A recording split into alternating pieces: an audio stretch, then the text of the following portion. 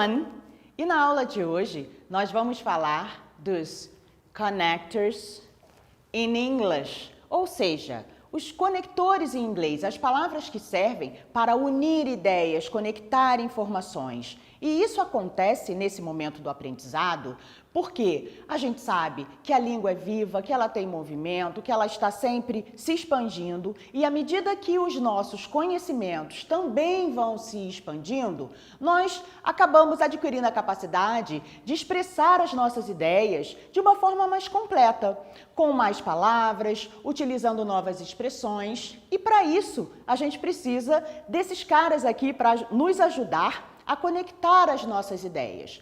Quando nos expressamos, seja em que língua for, é muito comum usarmos ideias, uma adicionando a outra, algo adicionando o que foi dito anteriormente, ou então eu posso expressar o contraste de duas ideias, também posso falar de uma condição, e eu trouxe alguns dos conectores, os mais usados no dia a dia, para a gente poder ver de que forma eles se aplicam na nossa realidade.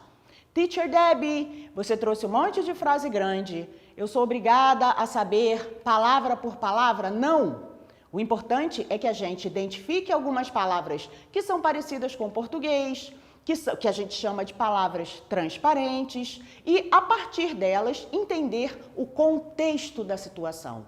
Novamente, se eu quero expressar uma ideia, neste caso primeiro de adição, eu tenho que saber se a minha ideia, qual é a minha ideia, na verdade, perdão, e assim expressá-la corretamente. E eu venho lembrar que organizar os nossos estudos ajudam muito na assimilação do conteúdo. Dá uma olhada como eu botei aqui, ó, Teacher Debbie dividiu em 3 colunas, tá vendo? E isso vai nos ajudar então a entender e assimilar o processo de aprendizagem de hoje. Eu tenho aqui alguns connectors, connectors of addition, que é adição. E na primeira frase eu trago a seguinte ideia: Fast food causes obesity. Fast food causes obesity. Tem uma primeira informação que é fast food, parecido com o português, fast food. Causes obesity, causa obesidade. Eu tenho aqui logo abaixo uma outra informação. Essa informação ela vai entrar como uma adição, como um complemento da primeira, que é fast food causa obesidade. A informação é It may cause health problem. It may cause health problem. Ela pode vir a causar problema de saúde. Ou seja, duas ideias, uma complementando a outra no sentido de adicionar uma informação. A primeira, fast food causa obesidade e pode causar também um problema de saúde. E aí eu entro com o primeiro connectors que eu trouxe para vocês. In addition, ou seja, além do mais, além disso, e eu tenho então uma frase completa, construída de uma forma mais orgânica, com mais palavras, uma expressão uma forma de se expressar maior. Fast food causes obesity. In addition, it may cause health problem.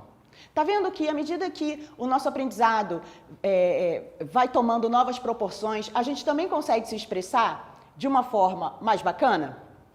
Tem uma outra que também expressa essa ideia de adição, que é o moreover. Mas vamos ver em que momento ele entra. Primeira frase é The email was badly written. The email was badly written. E, teacher, não entendi nada. Calma. A gente conhece e-mail, então eu estou falando que o e-mail foi alguma coisa. O bad é de ruim. Então, o badly é que ele foi escrito de uma forma ruim. Não foi bem escrito. O e-mail não foi bem escrito. A segunda ideia em branco é The graphic was incorrect. O gráfico estava incorreto. Ou seja, eu tenho duas informações. O e-mail está mal escrito, mal redigido, não está bem escrito e o gráfico estava incorreto. Ou seja, para eu adicionar, unir essas duas sentenças, eu posso lançar mão dessa palavra moreover, que significa além do mais, além disso. Dessa forma, eu tenho uma frase maior, uma forma de se expressar mais completa, e eu tenho the email was badly written. Moreover, the graphic was incorrect. Eu tenho também os connectors de condição, condition, ele expressa uma condição. Caso isso aconteça, no caso disso acontecer, faça isso. Nessa primeira frase fica um pouco mais claro, na verdade, porque ele é menor. Eu tenho aqui, olha, in case of fire, call 911. In case of fire, call 911. Em caso de fogo, incêndio, ligue para 911, que é o telefone da emergência usado nos Estados Unidos. Aqui é 190, lá é 911, ok? Novamente expressando uma condição. No caso de algo acontecer, faça isso. Tem uma outra que também expressa a condição. É o unless, tá aqui em azul. Vamos analisar em que momento ele está entrando e que condição é essa que ele está expressando. You can't get in the party. You can't get in the party unless you have a ticket. Vamos analisar uma por uma? Você não pode, you can't get in the party, não pode entrar na festa. Você tem o ingresso, um ticket. Ou seja, você não pode entrar na festa a não ser que você tenha o ingresso. Novamente, uma condição. A condição para entrar na festa é ter o ingresso. Vamos lá então? Vamos lá então? Eu tenho you can't get in the party unless you have a ticket. Ok? O último caso de hoje, que nós estamos aqui conversando sobre connectors, é o caso do contraste, quando a gente quer expressar ideias contrastantes. Eu tenho o although e o despite. Vamos analisar novamente juntos a frase e em que momento ele entra para ajudar a conectar essas ideias e formar um discurso mais orgânico. Although he had a bad leg, he still won the game. Pô, teacher, faz daquele jeito que você fez ali. Vamos olhar primeiro as frases e depois a gente vê esse although. Beleza, vamos lá. Vamos primeiro, então, na parte branca. He had a bad leg. Teacher, que estranho. Ele tinha uma perna ruim.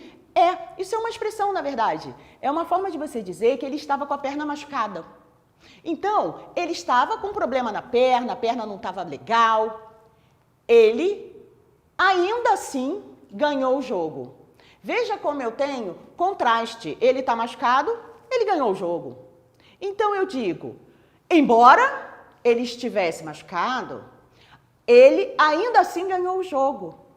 E eu uso, então, o embora, que é o although. Teacher Deb, sério, é assim que se escreve. Você escreve altauget e lê como although. Em inglês, é necessário que a gente também entenda que as palavras têm pronúncias próprias e nem sempre, na maioria das vezes, inclusive, não se fala da forma que lê. Teacher, como é que eu vou aprender isso? Usando, praticando, ouvindo música, vendo série, tendo contato com a língua inglesa. Tá ok? E aí eu trago um outro caso, mostrando uma outra forma de expressar o contraste. Eu tenho, we went to the concert. Nós fomos ao show. O concert, ele se refere a show. Por exemplo, rock concert. É um concerto de rock, é um show de rock. Então, nós fomos ao show. A chuva, the rain. Why, teacher? Vamos analisar juntos. Eu estou falando de contraste. Eu fui ao show e tinha chuva. Apesar de ter chuva, eu fui ao show. E aí, eu entro com o despite. O despite significa exatamente isso. Apesar da chuva. We went to the concert despite the rain. Nós fomos ao show, apesar da chuva. Bom, pessoal, existem outros conectores na língua inglesa. Eu trouxe aqui, lembrando, os principais que a gente tem expressando ideia de addition, condition e contrast. E eu espero que isso ajude vocês a desenvolver o discurso, a se expressar de forma mais completa, identificar essas palavras no dia a dia de vocês, quando estiverem escutando aquela música bacana, quando estiverem vendo a sua série favorita. E é isso. See you guys. Bye bye.